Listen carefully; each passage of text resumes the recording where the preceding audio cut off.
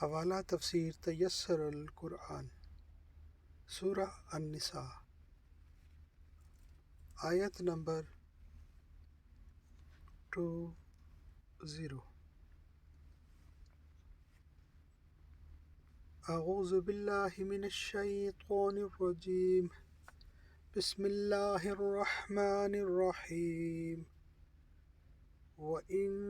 أَرَدْتُمْ اسْتِبْدَالَ زَوْجٍ مَّكَانَ زَوْجٍ وَآتَيْتُمْ إِحْدَاهُنَّ قِنْطَارًا فَلَا تَأْخُذُوا مِنْهُ شَيْئًا أَتَأْخُذُونَهُ بُهْتَانًا وَإِثْمًا مُّبِينًا۔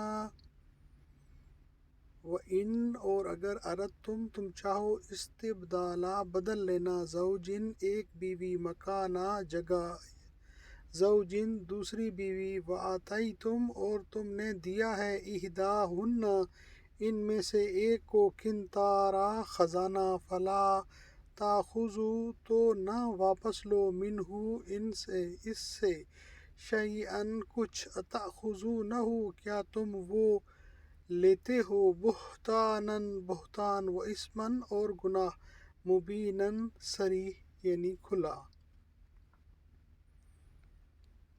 اور اگر تم ایک بیوی کی جگہ دوسری بیوی لانا چاہو اور تم نے اسے خواہ ڈھیر سا مال دیا ہو تو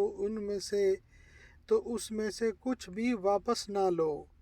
کیا تم اس پر بہتان رکھ کر یا صریح گناہ کے مرتکب ہو کر اس سے مال لینا چاہتے ہو؟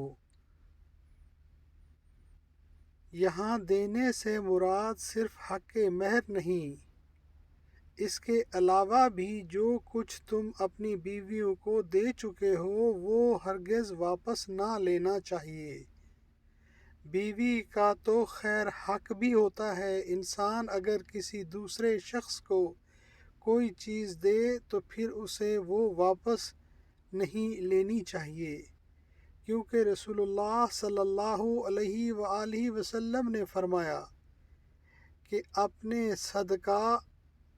اور دوسری روایت کے مطابق اپنے ہبہ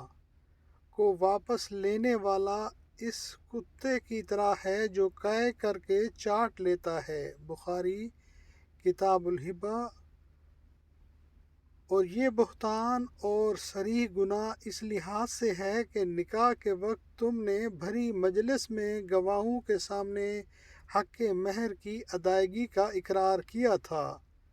لہذا عورت سے پورا حق مہر یا اس کا کچھ حصہ یا ہبہ کردہ چیز واپس لینا یا واپس لینے کے لیے طرح طرح کے